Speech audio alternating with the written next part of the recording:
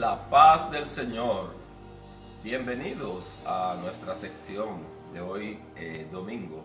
Estamos transmitiendo en vivo desde Clermont, Florida. Es un placer para nosotros estar con ustedes nuevamente.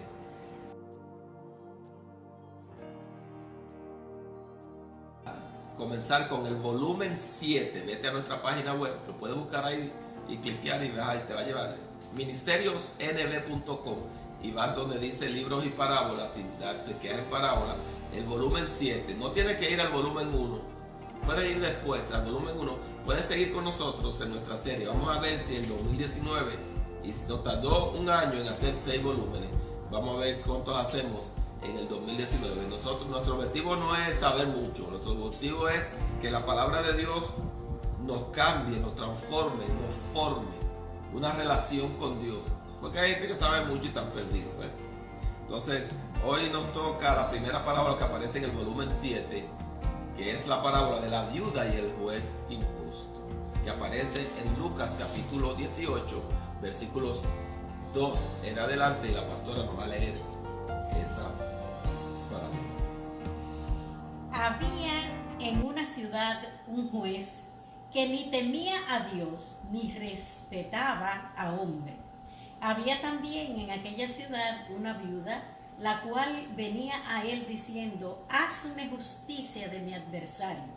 Y él no quiso por algún tiempo, pero después de esto dijo dentro de sí: aunque ni temo a Dios ni tengo respeto a hombre, sin embargo, porque esta viuda me es molesta, le haré justicia, no sea que viniendo de continuo me agote la paciencia.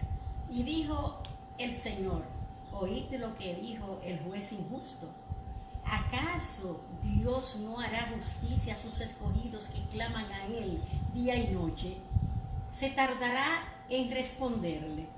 Y dijo que pronto les hará justicia, pero cuando venga el Hijo del Hombre, ¿hallará fe en la tierra? Ahí tenemos la parábola de la viuda y el juez injusto.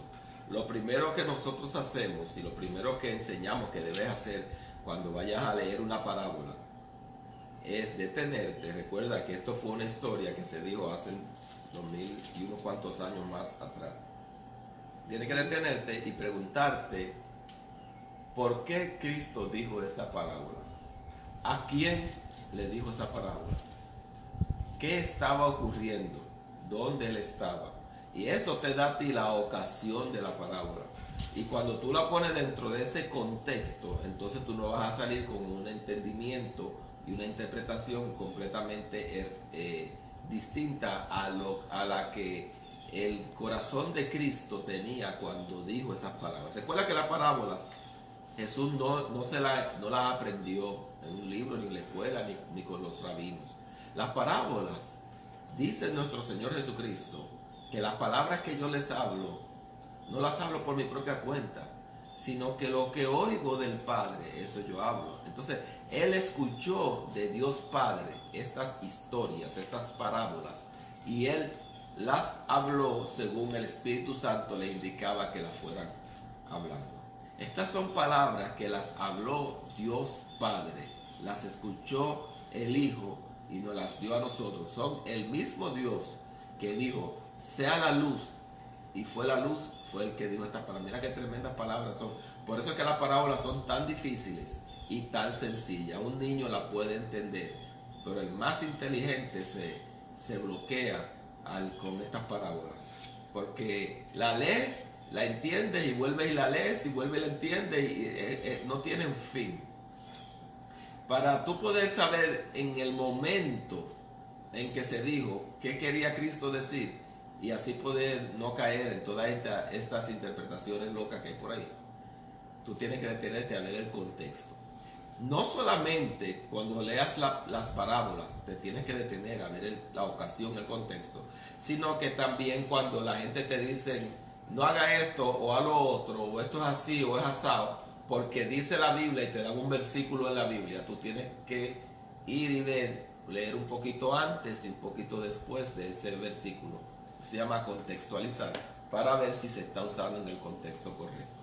Y eso vamos a hacer ahora en vivo aquí contigo, lo que están estudiando con nosotros. Ahora vamos a ver, a buscarle el contexto de esa parábola. Y si vamos un poco hacia atrás, bueno, cuando tú ves que dice el versículo 2, dice, el versículo el versículo 1 de Lucas 18 dice, y propúsoles también una parábola. Esa palabra también es que esto va junto con algo. Es decir, esto es una continuación de algo que se dijo. Y para tú entender qué yo quiero decir con esto, tienes que saber lo que yo dije primero para poder entender que esto es también. Va junto con lo que acabo de decir. Entonces tenemos que ir un poquito más atrás, ¿verdad? La Biblia no fue escrita por capítulos. Los capítulos fueron añadidos después, que es bueno para nosotros poder movernos en un libro, una carta. Entonces ahora vamos a ir a Lucas, estamos en Lucas 18, versículo 1, vamos a dar un poco hacia atrás a ver qué estaba sucediendo. Y si tú le das para atrás hasta el versículo 20 del capítulo 17, vamos a ver que hubo un fariseo que le hizo una pregunta a Cristo. Vamos a que la pastora nos lea ahí el 20. Preguntado por los fariseos cuándo había de venir el reino de Dios, les respondió y dijo, el reino de Dios no vendrá con advertencia. Ok. Fíjate que ahí comienza un incidente en la vida de Cristo. Los fariseos vinieron y le hicieron una pregunta. ¿Quiénes son los fariseos? Los fariseos eran, de entre los judíos, había una línea, un grupo, que se le llamaba los fariseos. Fariseo viene de la palabra farisaio, que es separación. Son separatistas, son gente exclusivista. Fariseos son la gente que se consideran que son santos y consagrados, que son aparte. Los fariseos sabían leer, la mayoría del pueblo no sabía leer.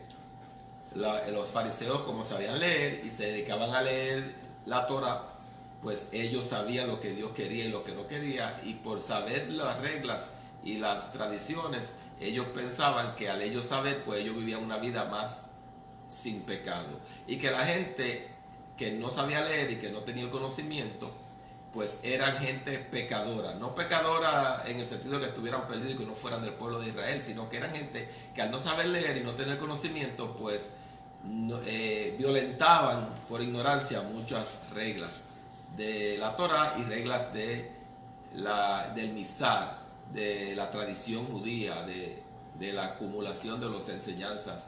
Recuerde que en el pueblo judío, en ese tiempo de Cristo, los judíos creían en la Biblia, el Antiguo Testamento, y al lado de la Biblia tenían toda una colección de tradiciones, comentarios, opiniones, reglas que habían ido acumulándose por los distintos rabinos, maestros judíos a través de los tiempos. Entonces ellos tenían la Biblia y la tradición, a la cual Cristo da testimonio de esa tradición. Dice, vosotros habéis hecho nula, inválida la palabra de Dios por vuestras tradiciones. Y entonces ellos eran separatistas, fariseos, es la palabra, eran fariseos, es decir, gente que se veían aparte de los demás. Oye, se parece un poquito a muchos grupos religiosos que piensan que si no eres de la iglesia de ellos, si no te bautizaron como ellos lo bautizaron, si no te bautizaste en la organización de ellos. Mucha gente, cuando llega una gente cristiana que ya es viejo bautizado, hay iglesias que hasta lo vuelven a bautizar, porque si no es un bautismo con ellos, pues no vale. Son fariseos, que lo que ellos creen es la verdad y el resto del mundo está perdido. Nosotros, aunque tenemos opiniones fuertes en la Biblia, no pensamos que si tú tienes una opinión diferente a nosotros, eres del diablo, que tú te vas a perder. No, Señor. Nosotros pensamos que todos estamos caminando y creciendo en la verdad y en la gracia. Y que puede que yo esté en un nivel aquí, puede que tú estés más avanzado. Pero si yo sigo con un corazón transparente, como dice el apóstol San Pablo en 2 de Corintios, capítulo 2, versículo 18, mirando a cara descubierta, como en un espejo somos transformados. Cara descubierta es sinceridad y transparencia. Mirando y prestando atención. Ahí estamos todos prestando atención, estudiando la palabra, sin la careta, para siendo transparente, entonces el Espíritu Santo nos va cambiando y nos va transformando. Los errores que tengamos, tenga paciencia si usted ve que tenemos un error, que somos personas honestas y que no estamos en esto por sacar dinero. El Señor el Señor nos va a ir sacando. Y si tú tienes un error, yo tengo paciencia contigo. No voy a decir que tú eres un hijo del diablo de una vez, no. Yo sé que todos estamos creciendo y no vamos a ser tan agresivos de eso. Ahora, hay algunos que le decimos hijos del diablo, sí, porque hay algunos que sabemos que lo están enseñando el error por conveniencia y por lucro y por charlatanería. Otros porque son verdaderamente un hijo del diablo. Tú sabes que la Biblia enseña que en la iglesia visible hay dos tipos de personas, trigo y cizaña. Y dice nuestro Señor Jesucristo, creo que en el capítulo 13 de Mateo, dice que la cizaña es estorbo, que la cizaña son los hijos del malo, los hijos del diablo, y que se van a quedar ahí uno al lado de otro. Y esas personas estorban, ¿cómo estorban al trigo? Pues cuando viene la enseñanza de la palabra, ponen duda, pues protestan, hacen huelga y le hablan mal. Yo recuerdo una joven que yo era adolescente y en la iglesia un domingo me dijo, no voy a volver más, porque cuando veo al pastor es como si viera al diablo. Y yo le dije, pero ¿cómo va a ser? ¿Te cae mal? Y ella me dijo, sí, me cae bien mal. Yo lo veo a él y es como si viera al mismo diablo. Y dije, pero no te enfoques en la persona, enfócate en la palabra de Dios, porque ese hombre trae una palabra y es que yo no puedo, es que todo lo que él dice. Y yo no entendí cómo esa muchacha sentía eso tan fuerte con el pastor. El pastor era un pastor que predicaba la palabra bastante fuerte y bastante cruda. Yo creo que eso era lo que estaba. Pero después, estudiando la Biblia más adelante, me tardó muchos años y décadas en que el Espíritu Santo me iluminara y me llevara otra vez a esa situación de esa muchacha que yo nunca entendí. Muchachita joven y yo era un jovencito. Y lo que pasa es que la cizaña que está en la iglesia y está al lado del trigo, cuando hay un ministro que habla la verdad, percibe al ministro como el diablo. El que es hijo del diablo ve a Dios como el diablo, y el que es hijo de Dios pues ve al diablo como diablo, porque tú sabes quién es el verdadero destructor. Dios es el verdadero destructor. ¿Dónde está, oh muerte? ¿Qué? Tu aguijón. ¿Dónde, oh sepulcro? Tu victoria. Se olvide, yo seré tu muerte. Muerte, yo seré tu muerte. Para la muerte, ve a Cristo y la muerte para la muerte, Cristo es su muerte. Y el diablo, pues, y los demonios tiemblan a la presencia de Dios, porque para ellos, su diablo, vamos a decirlo de esa forma, su terror, quien lo destruye es Dios. ¿Te das cuenta? Sí. Y pues entonces cuando el hijo del diablo está ahí, la cizaña con el trigo, y hay un ministro que habla la verdad, pues siente y percibe odio y no está de acuerdo con nada de lo que dice ese ministro. La palabra rompe, dice, como martillo que rompe la roca. Exacto. Y hay una naturaleza humana también, porque la Biblia habla de que el hombre, en su la naturaleza humana, sin el diablo, aparte de los demonios, los designios de la carne son ¿qué? Engañoso. Y enemistad contra Dios. Por eso que no podemos andar en la carne. ¿Ves? Porque la parte humana, sin el diablo, de por sí es enemiga de Dios. Y yo pude entender por qué, lo que pasa es que esa muchacha era cizaña. Hay personas que están en la iglesia y los ha plantado el enemigo, son cizañas. Aquí tenemos a los fariseos que estaban plantados en el pueblo de Dios, pero yo creo que verdaderamente cizaña, porque eran gente que no entraban al reino ni dejaban entrar, ni lavan, ni prestan la batea. Ni prestan la batea. Esa gente ni entraban ellos ni dejaban que otros entraban. ¿Ves? Son estorbos, como Cristo describió la cizaña, que estorba, lo del malo, los fariseos. Aquí vienen los estorbos. Muy parecido, porque la cizaña se parece al trigo. Se parece. Está sentado con una Biblia en la mano, cantando coritos, dando 10 pesos de ofrenda, 5 pesos de ofrenda. Son religiosos que están ahí. Son los que se reúnen juntos, se reúnen para hacer grupos y quitar al pastor. Muy elocuente. Muy elocuente, con argumentos humanos para intimidar al pastor. No puedes enseñar eso porque eso no está en el reglamento. No puedes enseñar esto porque eso no se ha enseñado nunca aquí, aunque aparezca en la Biblia. Ajá. Entonces el pastor tiene miedo a esa cizaña que se une, se organiza. Sí, así es. ¿Ves? Así es. Pero no tengamos miedo. Entonces vemos ahí, tuvimos que explicar un poquito para las personas, tenemos mucha gente nueva, que es un fariseo. Los fariseos eran un grupo entre los judíos. Y era muy, fariseo significa separar, era muy clasista, ¿ves? Separatista. Y bueno, volvamos otra vez al 20. Leamos otra vez 20 para volver otra vez ahí, a ver. El reino de Dios. Me preguntaba por los fariseos. Los fariseos, dijimos que era la cuestión. Cuando había de venir El reino de Dios. Vamos a detenernos en el reino de Dios. Entonces, en la Biblia no puedes leerla tan rápidamente. Esto no es leyendo la Biblia a los papas, ahí a los locos, para después repetir. No. Vamos a detenernos, busca un diccionario bíblico, una concordancia, enciclopedia. Ten cuidado con la opinión de la enciclopedia, pero tú lo vas buscando diferentes opiniones. ¿Y qué es el reino de Dios? ¿Ves? ¿A qué se refiere? Los fariseos le preguntaron sobre el reino de Dios. Para los fariseos, el reino de Dios se refiere al reino visible, político, geográfico, que es el pueblo de Israel, los judíos, el trono de David. ¿Ves? A ellos se está refiriendo a ese gobierno, al reino de Dios. Y ellos están hablando de cuándo va a ser restaurado, porque en ese momento histórico donde Cristo está hablando y donde está ocurriendo esto, Israel está bajo el dominio del imperio romano.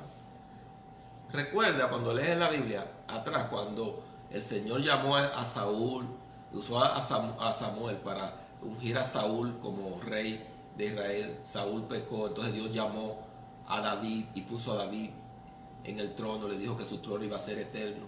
Y entonces después vino Salomón, el hijo de David, y Salomón construyó el templo. Después de Salomón vino Roboam, el hijo de Salomón, que se llevaba de los jóvenes y no de los viejos. Entonces por eso yo tengo personas maduras, no viejas, persona inteligente y madura al lado mío, llamar la sabiduría. Y ese joven Roboam se rodeó de jóvenes y por su ignorancia se le dividió el reino en dos, norte y sur, Israel y Judá, Samaria y Jerusalén. Y entonces esos dos reinos se corrompieron con los reyes al grado que Dios permitió que invadieran a Israel y lo quitaran como reino, y luego finalmente en el año 480 fue, no me acuerdo ahora, 580 creo que fue, entró una invasión de Babilonia y tomó y quedó todo el pueblo judío en la diáspora, fueron conquistados y regados por todo el mundo. Y desde el 580 hasta Cristo no había existido jamás el pueblo de Israel. Todavía cuando Cristo está hablando aquí, no existe una nación. No hay una nación, no hay un gobierno, no hay un reino todavía. Y todavía eso persiste después que Cristo viene, resucita y se va. No hay un pueblo de Israel, una nación, un territorio. Sino que en el 1946, fíjate, hace unos días, sí, fue cuando volvieron otra vez a ser Estado. Y ahí tenemos ahora otra vez el territorio parcialmente restaurado. Tienen el territorio, pero no tienen el trono de David. Tienen otro sistema y no tienen el templo. ¿Ves? No tienen el templo, sino que lo que tiene, queda un muro ahí donde estaba el templo que fue destruido. Arriba hay una mezquita musulmana.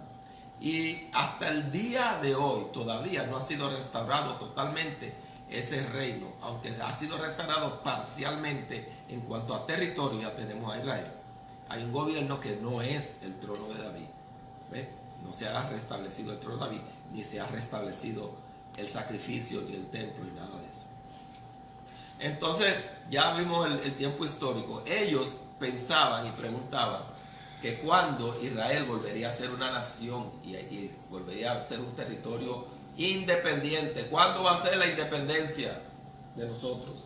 Y eso, a ellos se referían a ese reino terrenal visible, que ese reino pertenece a Israel y que es la tierra de Palestina que Josué dividió por familias. ¿Recuerdan el libro de Josué?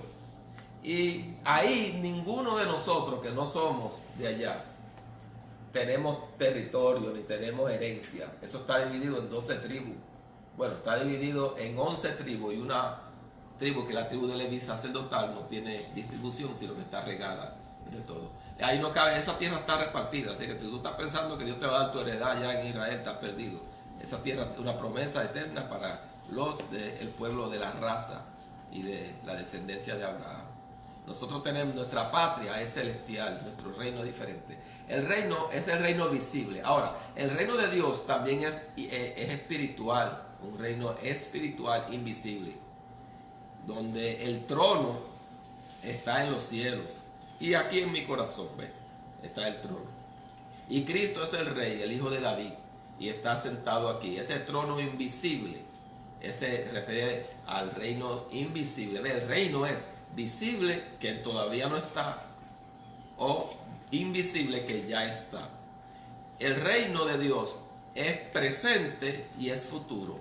Es decir, Jesús le dijo a ellos, el reino de Dios está ya entre vosotros, pero el reino de Dios visible será en el futuro. ¿Ve? Es las dos cosas. Entonces hay gente que se confunde con eso, entre el reino de Dios presente y el futuro. El futuro tiene que ver con el pueblo de Israel. El visible tiene que ver con el pueblo de Israel directamente. Y ahí está en Apocalipsis capítulo 1, versículo 7, que dice aquí que viene con las nubes y todo ojo le verá. Es visible. Ahí viene el reino visible de Cristo. Sí. ¿Te das cuenta? Así es. Entonces vamos a seguir leyendo un poquito más para ver lo que el Señor le dice. Bueno, yo me adelanté un poco. Sí. Ni dirán helo aquí o helo allí, porque aquí el reino de Dios está entre vosotros. Entre vosotros. Y la palabra ahí, entre vosotros, es una palabra griega que significa dentro de ustedes. Sí. Ellos le están hablando de un reino visible y Jesús les comienza a hablar del reino invisible. Sí. ¿Ves? Sí. Sí. Y dijo a sus discípulos, Cambió el enfoque, ahora no a los fariseos, sino a los sino a los discípulos. Es importante ver a quién le está hablando. Sí. sí. Tiempo vendrá cuando desearéis ver uno de los días del Hijo del Hombre y no lo veréis. Y os dirán, helo aquí, helo allí, no vayáis ni lo sigáis, porque como el relámpago que al fulgurar resplandece desde un extremo del cielo hasta el otro, así también será el Hijo del Hombre en su día. Ok, ve, el Señor está diciendo lo que yo acabo de decir. Viene un reino visible. Apocalipsis capítulo 1, versículo 7. Es aquí que viene con las nubes. Cristo va a venir con las nubes, van a estar las cámaras. Eso no es nada escondido ni espiritual. Viene montado sobre un caballo blanco y nosotros venimos con Él. Nosotros venimos con Él porque antes de que Él venga, que se vea, nosotros nos vamos en el rapto. Y venimos con Él montado en caballo blanco, y eso va a ser un escándalo cuando estén las cámaras, todas las redes, todo el planeta viendo esto, y van a creer que son extraterrestres, que vienen los extraterrestres, una nave espacial, y cuando lleguemos que viene visible y todo el mundo, todo ojo le verá, entonces Él vendrá a ayudar a su pueblo Israel, que estará en medio de una batalla, la batalla del Armagedón. Y ahí vamos a venir y todos van a ver. Y cuando digan los medios de comunicación que Dios no existe, que son extraterrestres, los que se llevaron a la gente en el rapto, se van a dar cuenta de que no, muchos de todos los que habían desaparecido en el rapto, los van a ver que vienen ahí. Y van a ver que los que llegan son seres humanos y que es Cristo y que no hay ningún extraterrestre, es que Cristo viene a la tierra a establecer un gobierno a partir de Israel. Va a gobernar todas las naciones. Y los judíos, los 12 apóstoles que fueron llamados para juzgar a Israel, son los que van a tener que ver con el territorio local ahí del pueblo de Israel. Y nosotros, los que no somos de las 12 tribus de Israel, pero somos ahora uno con Cristo, vamos a gobernar juntamente con Él en el resto del planeta. ¿Te das cuenta cómo va cayendo todo en orden? Él está diciendo, la venida... no tiene que estar cuando viene o no viene, porque no es nada secreto, ni oculto, ni es un misterio. Cuando Cristo venga visible, no es un misterio, eso se va a saber, va a estar en los periódicos, todo el mundo va a estar viéndolo. Eso va a ser algo como cuando ocurrió el problema de las torres en Manhattan allá, que la derribaron y el planeta entero estaba mirando el humo subir.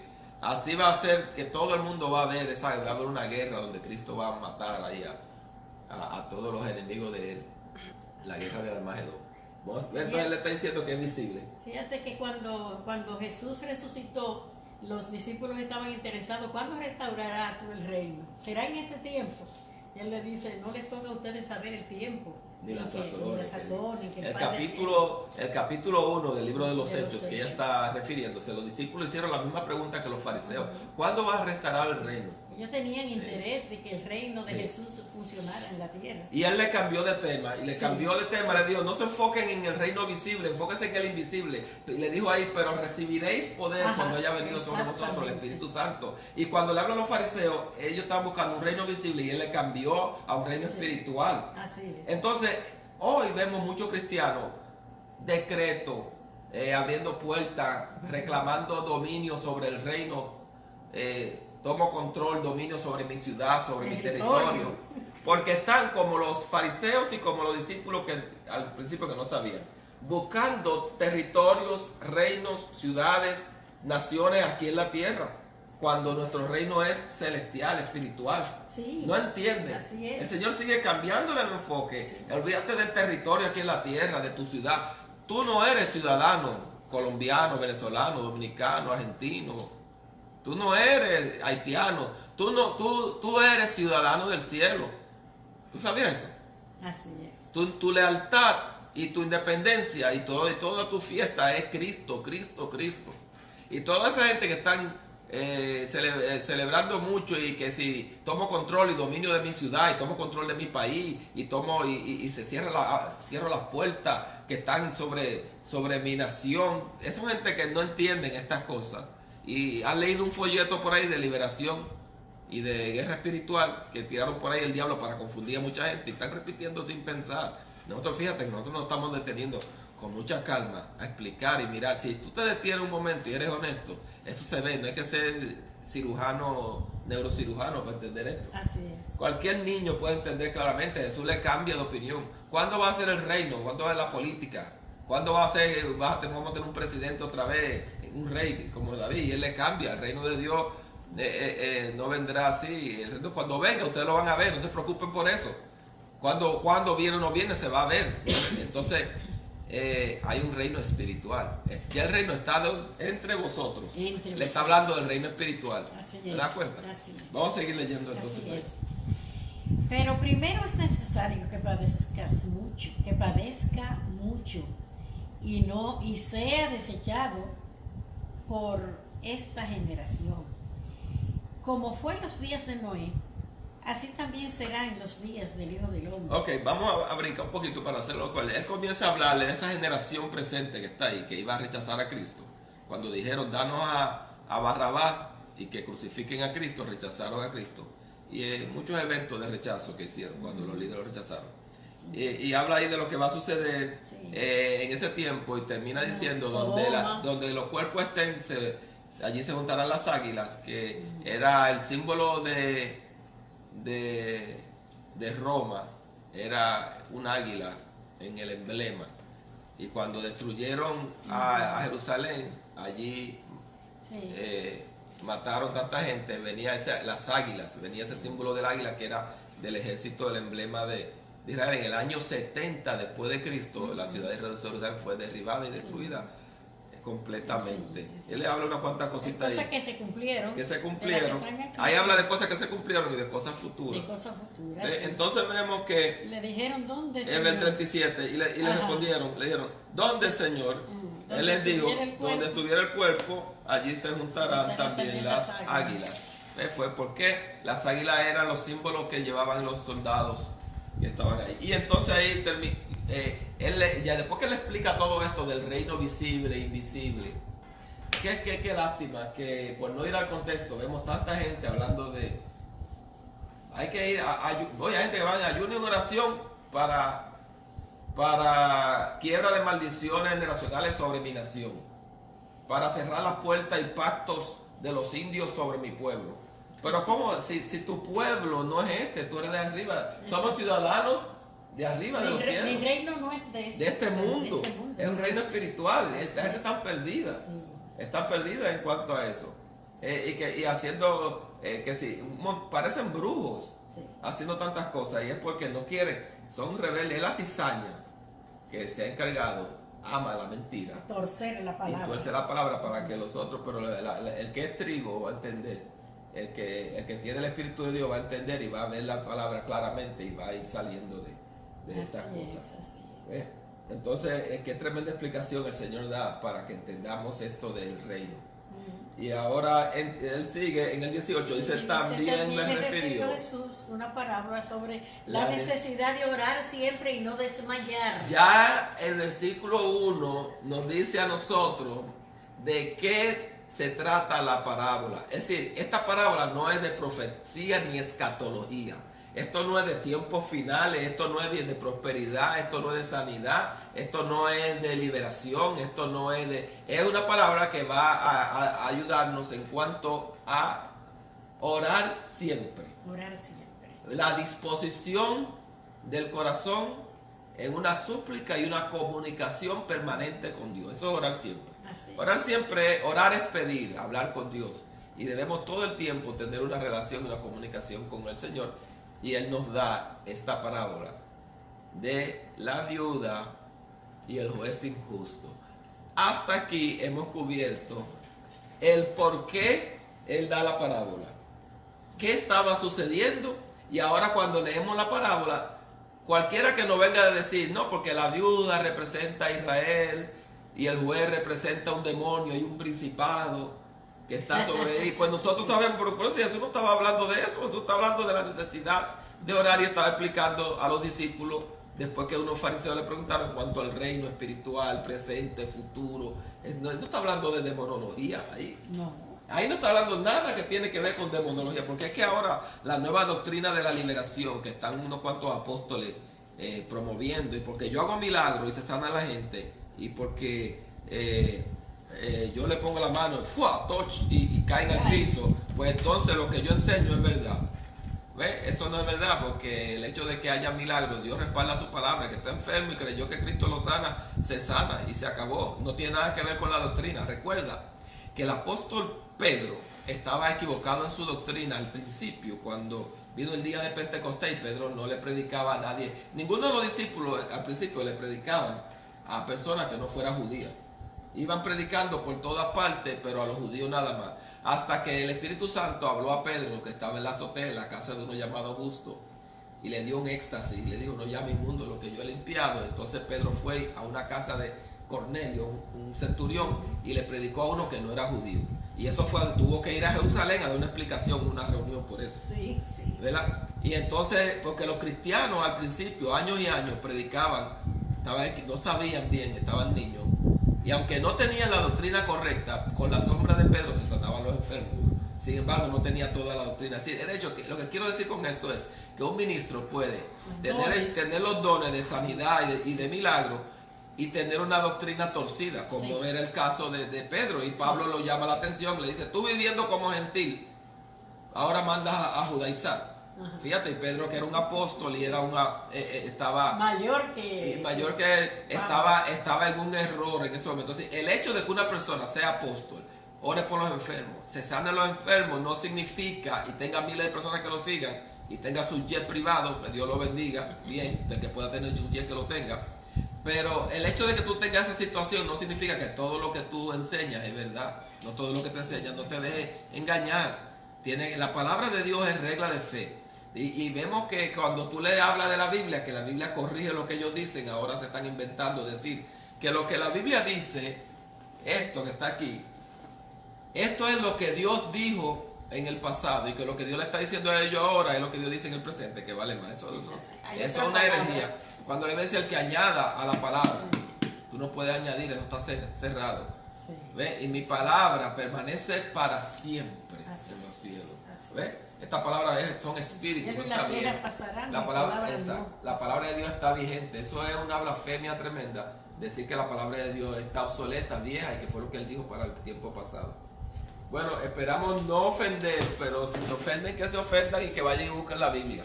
Ha sido un placer para nosotros. Recuerden la oración.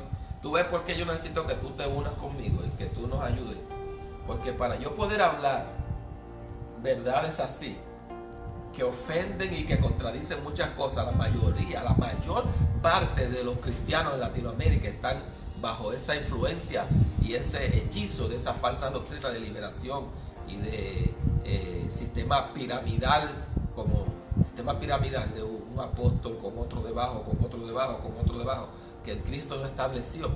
Todo eso, para yo poder pararme y hablar eso, yo necesito que tú te unas conmigo. Y por eso yo quiero que ustedes entiendan qué es lo que estamos nosotros haciendo aquí.